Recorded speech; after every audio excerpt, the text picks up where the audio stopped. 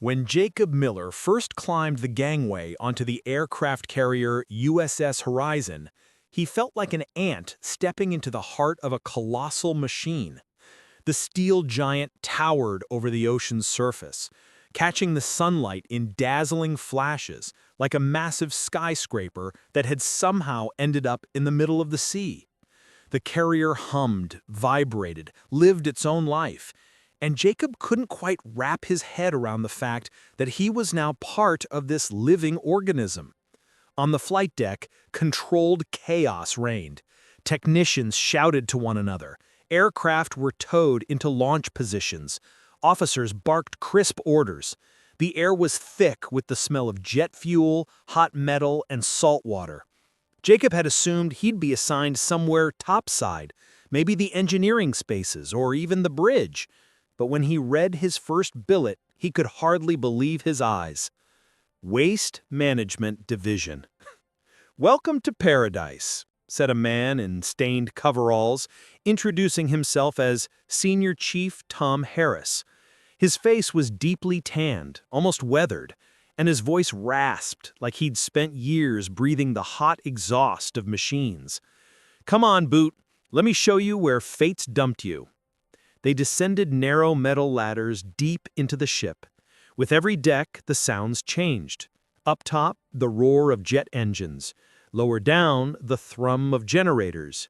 Deeper still, endless hissing, grinding, and the low growl of machinery. Then the smells shifted. It grew warmer, damper. Somewhere in the distance, presses hammered and containers clanged. Jacob wrinkled his nose without thinking. "You'll get used to it," Harris said without turning around. "That's not the smell of filth. That's the smell of work. And without this work, everything up there falls apart." They stepped into a space that felt like a cross between a factory floor and an underground bunker. Massive bins, pipes everywhere, machines blinking with indicator lights, and sailors in gloves and safety goggles moving between units like bees in a hive. To Jacob, it was an entirely different world, one hidden from everyone who served topside, under the blazing sun and the scream of afterburners. You think the hardest job on a carrier is landing a jet on a pitching deck? Wrong, kid. The hardest job is not drowning in our own garbage. 5,000 people generate tons of waste every single day. Food scraps, metal, hazardous chemicals. If we stop for even one day, the ship suffocates. And all those hotshot pilots up top, they go down with the rest of us. Jacob nodded silently. He felt a strange mix of disappointment and growing respect. He had expected heroism, adrenaline, glory. Instead, he got this. Yet Harris spoke with such conviction that Jacob wanted to hear more. "This isn't a place for the faint of heart, Miller," Harris continued. "Down here, you'll see the carrier for what it really is. We're its guts. We clean, we digest, we recycle. When we screw up, the whole organism gets sick." Harris handed him a hard hat and a pair of gloves. "Consider this your ticket to our little underground city. Training starts tomorrow. Today, just look around, walk the spaces, figure out where you've landed." He jerked his head toward the massive pressure door behind him. "Welcome to the heart of the horizon, Miller. Not the most glamorous place, but the most essential." In that moment, Jacob understood. His tour was going to be nothing like he had imagined. Probably harder, quite possibly more important. Morning on the USS Horizon came early for Jacob. Long before the sun reached the flight deck, the ship was already bathed in the soft red glow of battle lantern lighting, and he was standing at the entrance to the waste management spaces. The machines were already humming, the air vibrating with mechanical life, as if the carrier were waking up slowly but relentlessly. Tom Harris was waiting for him, leaning against a handrail. He held a tablet in one hand. His face carried the calm focus of a man for whom there is no night or day, only endless cycles of incoming waste. "Let's start the tour, Miller," he said, motioning with his chin. Today, you'll see what real garbage hell looks like, and why it matters. They began in the food waste section. Everything from every galley on the horizon ended up here. Clear bins rolled along conveyor belts, filling with the leftovers of 5,000 sailors' meals. Fruit peels, cardboard trays, packaging, bones, vegetable trimmings, everything. Food waste alone, up to 3 tons a day, Harris said. And that's just the food. Then there's cardboard, plastic, metal, glass, hazardous materials, you name it. Jacob watched as a massive pulper ground the scraps into a uniform slurry. The smell was sharp, but bearable. Harris caught his grimace. You'll get used to it. The problems smell worse when we fall behind. This is just the warm-up. Next came the plastics line. Rows of levers, pipes, and shredders crushed bottles, packaging, and single-use dishes. Jacob had known the ship was far from land, but he'd never imagined how much plastic 5,000 people could generate in a single day. We melt it all down into dense bricks, Harris explained, pointing to neat, square blocks that looked like miniature concrete slabs. Easy to store, safe for the environment, nothing flies overboard. And no, we do not dump plastic into the ocean. Ever. In the metal section, enormous hydraulic presses roared and slammed shut on cans, broken equipment, anything recyclable. The shock waves thumped against Jacob's chest. Tons of metal, every day, every scrap accounted for. We're not a landfill, we're a floating recycling plant. But the hazardous waste bay shook him the most. The moment they stepped inside, the air felt cooler and the machines quieter. Everything was sterile. White lights, steel tables, containers marked in yellow, chemical waste, hazardous fluids, fuel residues. This is the serious stuff, Harris said, lowering his voice as if they were in an operating room. One mistake here can kill the whole crew. Chemical reactions, vapors, fires, we have to neutralize every last drop. Goosebumps rose on Jacob's skin. Everything he'd seen yesterday now felt like the surface layer. The real work happened down here, among pipes, chemicals, and machines controlled by the hands of a few dozen sailors. The tour ended in the central control room, the nerve center of the entire system. A huge monitor displayed live flows of every waste stream. Lines pulsed, blinked, shifted. It looked like a medical monitor tracking a living body. The USS Horizon was alive, and its digestive system never rested. Get it now? Harris asked. Why we exist? Yeah, a lot clearer than yesterday. Harris gave a crooked grin. Good. Tomorrow you start on plastics. Enough theory, time to get dirty. When Jacob finally stepped out of the spaces, he realized for the first time that most people on the ship had no idea how critical this invisible division was. But he knew now, and with that knowledge came a growing sense of responsibility and a strange, quiet pride. Night on the USS Horizon doesn't arrive the way it does on land. Here, darkness isn't stars and silence. It's just a shift in lighting, a slight muting of the constant roar and rare pauses in the ship's endless mechanical breathing. That night, though, there were no pauses at all. The Horizon was in the middle of a major operation, and every division was running at double or triple capacity. For waste management, that meant one thing: the garbage never stopped coming. Jacob showed up a few minutes early. He'd already learned that down here you stayed one step ahead, or you got buried. Harris greeted him with a tired but approving nod. Tension hung thick in the air. Tonight's going to be rough, Miller, he said. Galleys have been cooking nonstop, techs are swapping out gear, fuel farms doing a full purge. It's all hitting us at once. You ready? Ready, Jacob answered, even though his pulse was already racing. And then the flood began. Food waste poured in like an avalanche. Pulpers screamed, conveyors rattled, sailors scrambled to keep containers moving. At one point, the belt seemed alive on its own, relentless, unstoppable, while the crew just tried to keep up. The plastics line was drowning. Shredders choked on bottles, packaging scraps, trays, and hundreds of tiny items the crew tossed in the chaos topside. Jacob was on the sorting station. His hands moved on autopilot. Grab, separate, stack, shove forward. "Hold fast," Harris shouted over the noise. "We're just getting started." The real trouble came quietly at first. One indicator flashed yellow, then another. On the big screen that usually pulsed like a calm heartbeat, 2 lines suddenly started blinking red.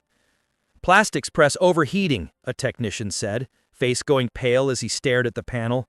"Temps climbing fast." Damn it. Harris stepped closer, eyes locked on the numbers. She can't take this load. The cooling system was already maxed out. The press growled louder, no longer a machine but a wounded animal. The deck plates vibrated under their boots. "Can we shut it down manually?" Jacob asked. "If we're lucky. If not, she blows, and the fuel lines are right next to her. We don't want that." A decision had to be made now. Harris glanced at Jacob. "Let's go. You're with me." They moved toward the press together. The air burned the skin. The bulkheads seemed to close in. When they got close, it was clear. There was no time left. The temperature needle was kissing the red line. Harris reached for the manual cutoff valve. A jet of superheated steam shot out and scorched his forearm. He yelled, jerked back, but held his ground. "Stay back at me, Jacob!" He barked at Jacob. "I got this!" But Jacob saw Harris sway, and he saw something else.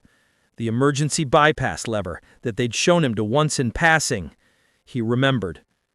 "Tom, open the second loop! Drop the pressure! Miller, don't you dare!" Jacob was already moving. The air felt like an oven. Heat clawed at his throat. He grabbed the lever, scalding even through his gloves, and threw his weight against it. Metal screamed, then gave. The press's roar dropped an octave, angry still, but no longer dying. On the control screen, the temperature curve began to fall, slow but steady. Harris sank onto a nearby crate, clutching his burned arm to his chest, breathing hard. "You dumbass! Dumbass who just saved all our asses!" Jacob stood there, lungs heaving, sweat pouring, heart hammering. Yet inside, something had shifted, like he had just crossed an invisible line into a harder, heavier, but utterly real life. That night he understood. Working down here wasn't just sorting trash, it was defending the ship every bit as much as the pilots did on the flight deck. After the night's incident, Waste Management stayed on high alert. The medics hauled Tom Harris off to medical. His burn was worse than he'd let on. But the man was forged from harder stuff than steel. Even as they dragged him away, he managed to growl a couple of last instructions that made the corpseman roll her eyes and left Jacob with an odd, almost sun-like worry. "Miller, keep your eyes open. We saved the press, but the system's still twitchy. Don't play hero. Heroes are just extra work for medical," he muttered, before disappearing behind the hatch. Yet the moment the door shut, a staggering realization hit Jacob. Tonight, he was the shift leader. Unofficially, sure, but in every way that mattered. Experienced techs were around, but in a crisis, the call would be his. The weight of it settled on his shoulders like a lead blanket, heavy but strangely clarifying. He wasn't going to let Harris down, or the ship. Night brought another storm of trash. Plastic, paper, food waste, everything came in endless waves. It felt as if the Horizon itself had decided to test them. They held, for a while. Around 0200, Petty Officer Edwards burst out of the metals section, face white as printer paper. "Jacob, the metal shredder's jamming again. Second belt's clogged. Pressure's spiking." Jacob ran. The shredder coughed and lurched, choking on its own feed. Something inside clanged violently. Metal strips buckled and wedged. Gauges were climbing fast. "If she seizes, we lose both lines," a tech shouted behind him. "Everything backs up and we blow the whole section." "Divert to the backup lane," someone offered.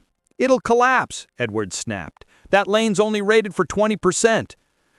Jacob stood at the control panel, frantically piecing together everything he'd learned. This wasn't like the plastics press. Metal didn't forgive shortcuts. The backup couldn't take it. Shut the shredder down? Too risky. Manual clear? Too slow. And the trash kept coming. There was no pause button. Then he remembered something Harris had tossed out that morning, almost casually, while they were checking the boards. If the load goes way past red line, choke the feed speed. The shredder's slow, but she's tough. She'll survive damn near anything if you don't try to stuff her full throttle. It was a gamble. Their only one. We cut inbound speed, Jacob said, voice steady. 50%, now. That'll back everything up, a tech protested. Better backed up than blown up. Do it. He slammed the throttle lever down. The system hissed in protest, but the feed slowed. The shredder's frantic jerking eased into a steadier rhythm. The clanging quieted. Gauges stopped climbing, then began to drop. It's holding, Edwards whispered. Holy hell, Miller, it's working. Relief lasted about 10 seconds. The metal they'd throttled was now piling up at the intake. Sailors scrambled, hauling bins by hand to keep the clog from spreading. It turned into raw, brutal labor, muscle against time and steel.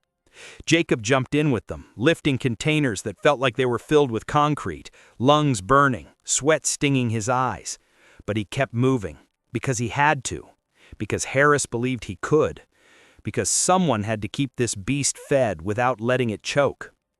40 minutes later, an eternity, the system finally leveled out. The shredder purred like nothing had happened. The space went quiet except for ragged breathing. The techs looked at Jacob differently now. He wasn't the boot anymore. He was one of them. Edwards clapped him on the shoulder, grinning through the grime. When Harris hears what you pulled tonight, he'll either murder you or make you his official protege. Probably both, Jacob laughed, wiping sweat from his brow. He was bone-tired, but beneath the exhaustion ran a current of pure, fierce rightness. He'd made the call. He'd held the line. He belonged to this hidden, grinding world that kept an aircraft carrier alive. When the watch ended, he stopped by medical. Harris lay on a rack, arms swathed in gauze, scowling at the overhead like it personally offended him. "So," he growled, "what kind of mess did you idiots make without me?" "We handled it. Shredder tried to throw a fit, but we kept her running."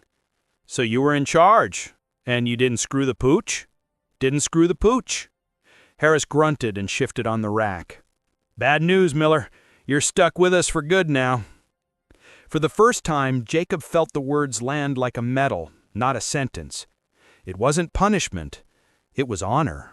Morning broke over the USS Horizon, bright and almost ceremonial, a rare stillness in the air, as if the ship itself had allowed a single, grateful breath. After the brutal night, it felt like a reward. Jacob left his berthing a little early and climbed to the open deck. His footsteps rang against the steel, and the wind carried the familiar mix of salt, jet fuel, and forward motion. He stopped at the edge and watched the flight deck come alive. Aircraft sat in perfect rows, wings gleaming in the sun. Mechanics were already crawling over them, pilots prepped for training. Somewhere an officer's voice cracked across the deck, and the entire organism, Horizon, began to stir. In that moment, Jacob felt it. He was part of this organism, an invisible part buried deep inside the steel belly, but absolutely vital. He walked into waste management with a new stride. The techs greeted him with quick nods, more meaningful than any speech. On the central monitor, every waste stream flowed smooth and steady. After 2 nights of war, that screen looked like a miracle. "Miller!" The familiar rasp made him turn. Tom Harris stood in the hatchway, arms still bandaged but posture steady, tired, proud, and of course, escaped from medical way too soon. No one had doubted he would. "Damn it, Tom, they told you to rest," one of the techs called. "I'll rest when I'm retired, if I live that long. Right now I want to see this hot-shot rookie everyone's talking about." Jacob felt heat rise in his cheeks, but he didn't look away. Harris stepped closer, studied the screens, then the crew. "You kept this ship afloat. Literally. No explosions, no long shutdowns, just work. And this kid," he jerked his chin toward Jacob, "didn't just survive. He thought, he decided, and he never once came running to me for permission. Guess I taught him something after all." There was no sarcasm in his voice, only gravity. Something warm and unexpected swelled in Jacob's chest. "So, Miller," Harris went on, "congratulations. You're officially part of this goddamned garbage family. Welcome to the club that saves the ship quietly, in the dark, covered in filth and sweat." The Tex laughed. It was the truth, and it was pride. After the watch, Jacob went back topside. He stood a long time, staring out at the endless blue. Beneath his boots, machines ground, presses thumped, recycling lines pulsed. His spaces, his responsibility. He thought of all the people aboard with flashy titles who had no idea what really happened below. How many would never appear in glossy reports or get medals, yet without them the ship wouldn't last a single day. "Garbage isn't dirt, it's order," Harris's words flashed in his mind. And suddenly, Jacob no longer felt cheated for landing in the dirty division instead of some elite unit. He wasn't an accident in the system. He was part of the team that kept Horizon alive. He had become one of the ones who keep the world clean, even when no one ever notices. Harris limped up beside him, moving carefully so the corpsman wouldn't spot him. "Miller," he said, softer than usual, "remember one thing. On this ship, the heroes aren't just the ones who fly. The heroes are the ones who keep her from stinking, exploding, or sinking. You're one of them now." Jacob smiled. "Thanks, Tom." "Now get your ass below. Somebody decided to toss 20 liters of expired chemicals. Looks like we've got a fun day ahead." They headed back down, into the guts of the ship, where machines roared, pipes sang, and one wrong move could be the last. But Jacob felt no fear. He felt his place, his strength, his mission. Cleanliness is a matter of honor, and he was carrying it out better than he'd ever imagined the day he first stepped aboard the USS Horizon.